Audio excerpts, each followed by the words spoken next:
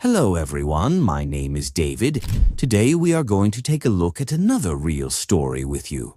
The dark and disgusting truth behind the glittering screen has often come to light.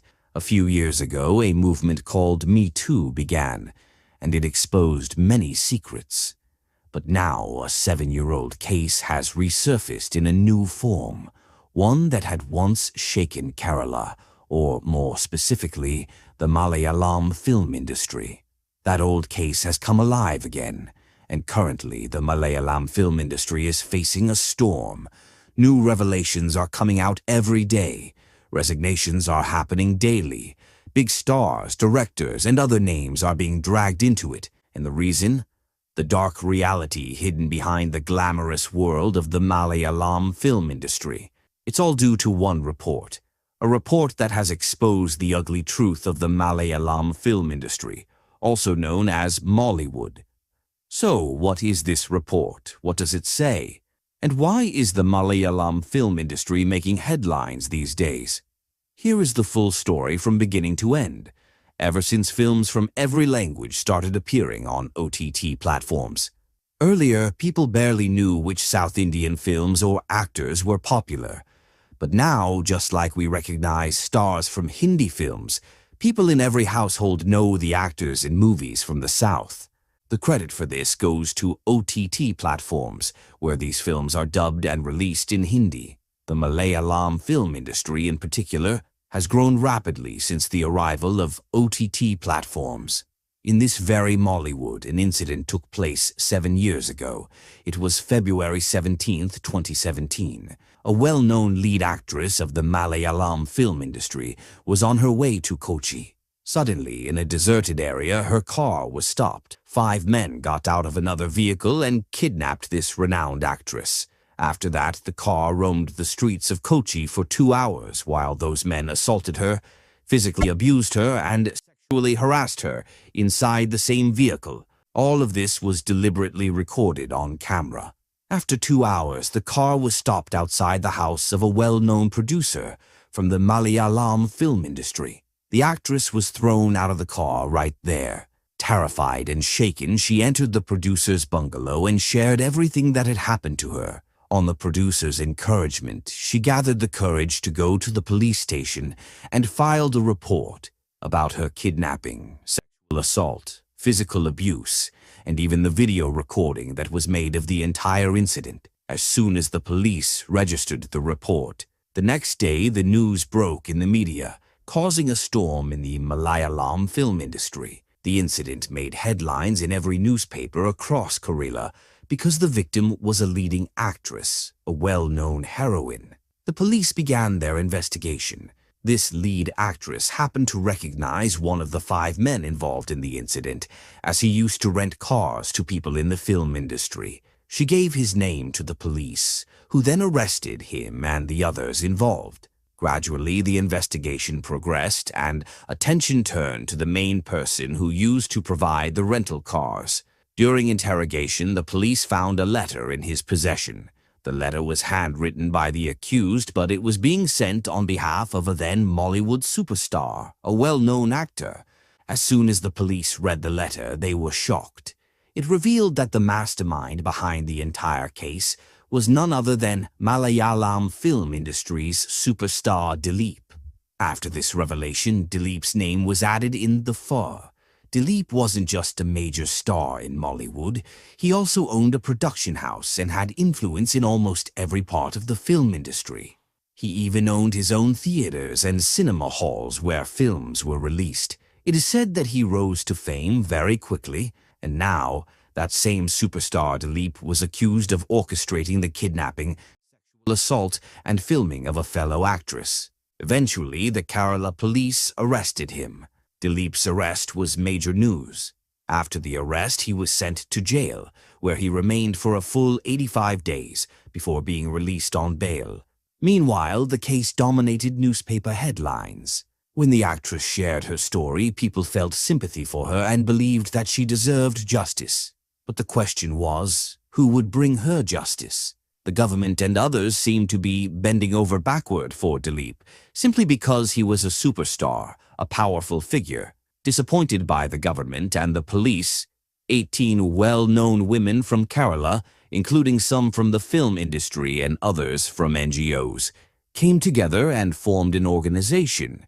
These 18 women named it the Women in Cinema Collective, and under this collective they launched a campaign to seek justice for the actress. Gradually, more people began to join the cause, and the media also started highlighting the issue. Public support began pouring in, and the organization started being seen as a major movement. Eventually, the government realized it was in the wrong, especially since this campaign, meant to bring justice to an actress, was something the police and government should have handled in the first place. That's when the Kerala government finally woke up and said, "If something wrong is happening in the Mollywood film industry, we will investigate it." They decided to form a committee. Following this, the Kerala government appointed a 3-member committee led by retired Kerala High Court Judge Justice Hema. The committee included retired Judge Justice Hema as its chairperson, along with 2 other members, renowned Malayalam film actress Sharada and retired IAS officer KB Valsala Kumari. So the committee consisted of Valsala Kumari, Sharada, and Justice Hema of the Kerala High Court, which is why it came to be known as the Hema Committee. In 2017, the Kerala government officially announced the formation of this committee. These 3 members began their work, and over the next 2 years the committee held in-depth conversations with more than 80 women and girls from Mollywood, the Malayalam film industry, especially focusing on those under the age of 30. At that time, nearly all the well-known actresses connected to the Mollywood film industry, basically all the key female figures, were interviewed. In total, more than 80 women were spoken to. After these extensive conversations, the Hema Committee submitted its report to the Kerala government in 2019. Once the report was submitted, there was a demand for it to be made public. People wanted the contents of the committee's findings to be released into the public domain. However, the Kerala government declined, stating that it was a matter involving privacy. The government said that the statements made by the actresses, their testimonies, could not be made public.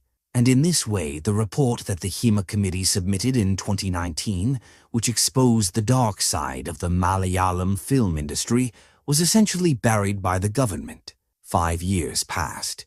During this time, many people tried to have the report released publicly, but it didn't happen. Eventually, 2024 arrived. Some individuals, including members of the media, first submitted applications through RTI, Right to Information, and then approached the court stating that the Hema Committee's report, if there are flaws or toxic elements within the Malayalam film industry, they should be brought to light so those issues can be addressed, rather than the government suppressing them. Eventually, an order was issued, stating that the report should be made public. The report was nearly 300 pages long, specifically 296 pages.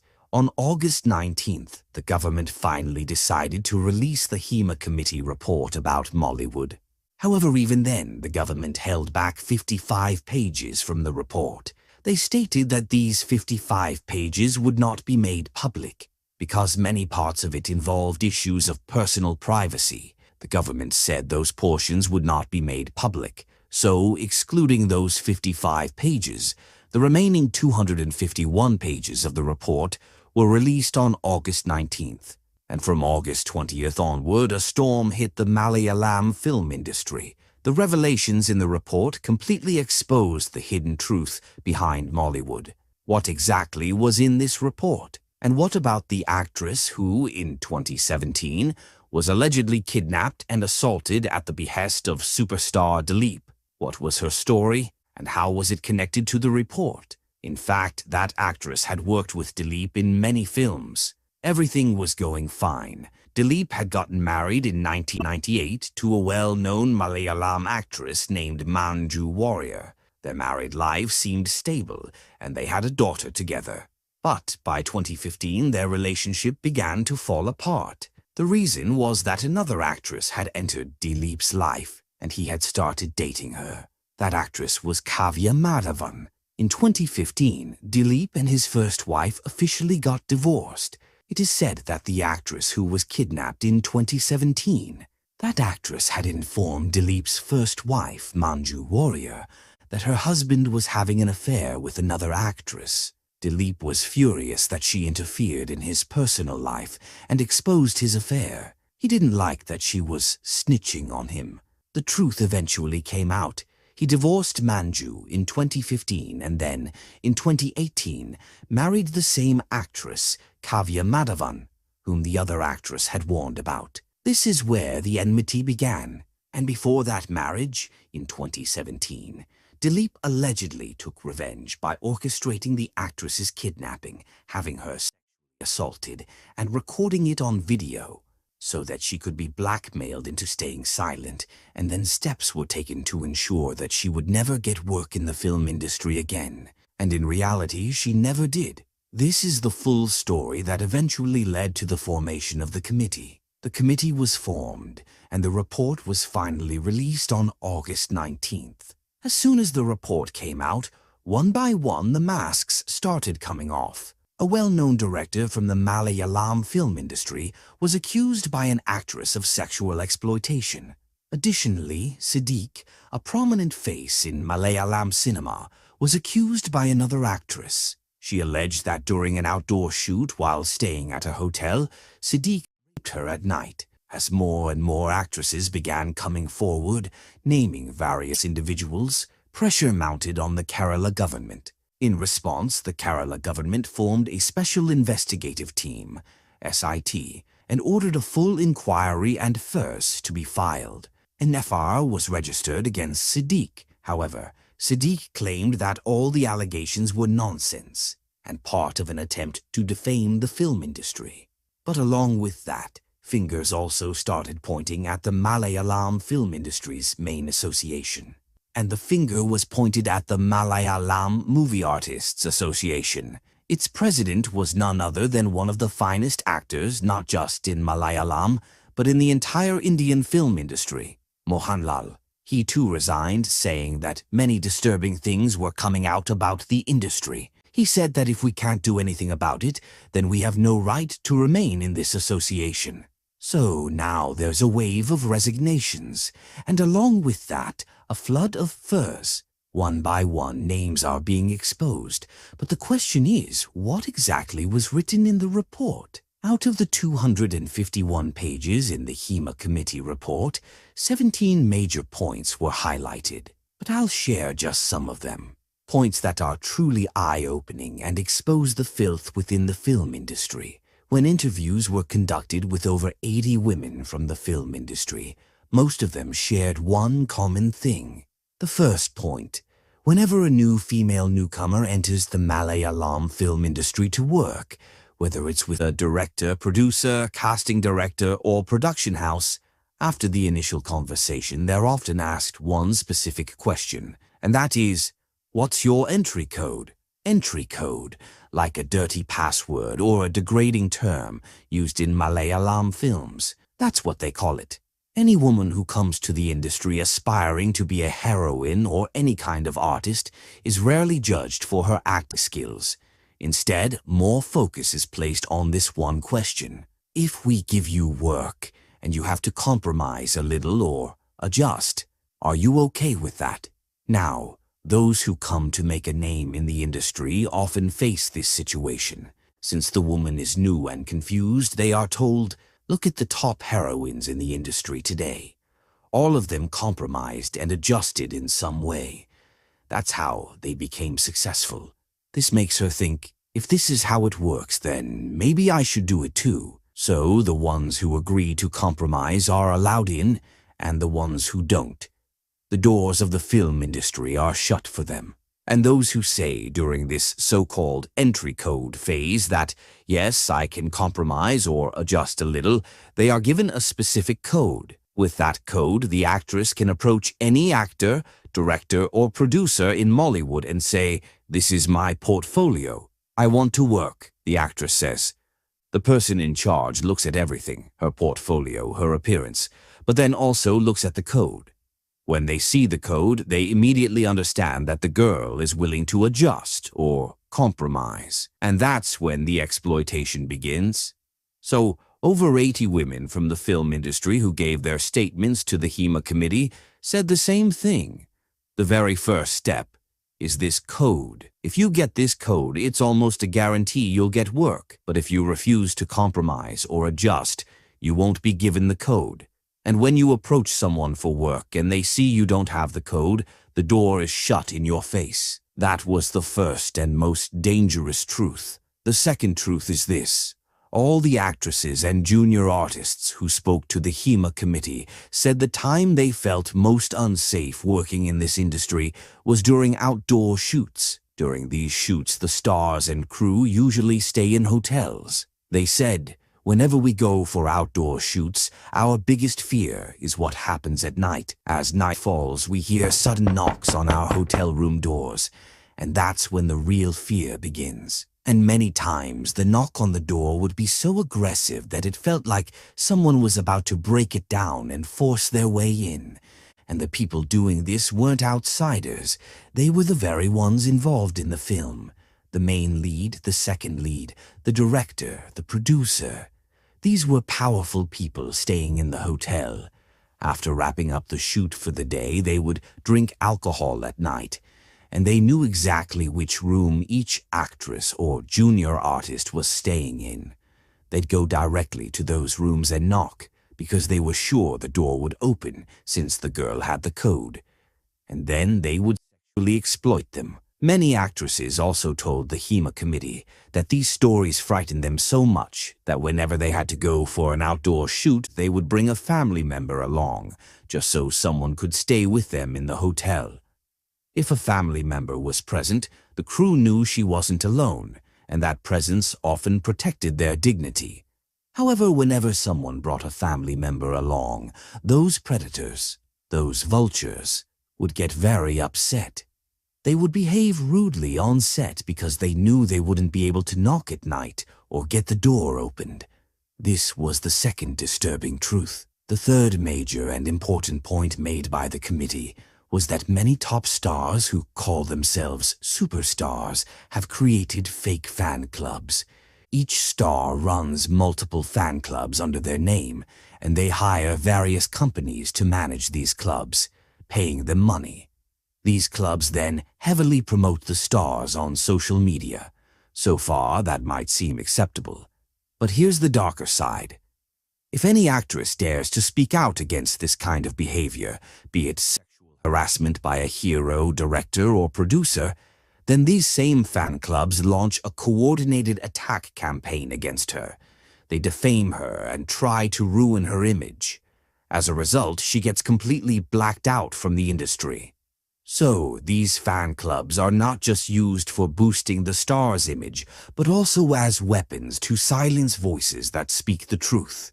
This was revealed by the committee. And when it comes to junior artists, the less said, the better. The report reveals that they are treated like slaves. Literally, nothing is arranged for them. No facilities, no support, just total exploitation on the film sets. Except for the top or lead actresses, most of the women working on these sets are treated in the worst way possible.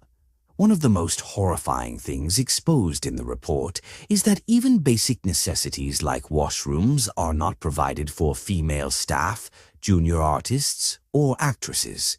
They are told to relieve themselves in the open.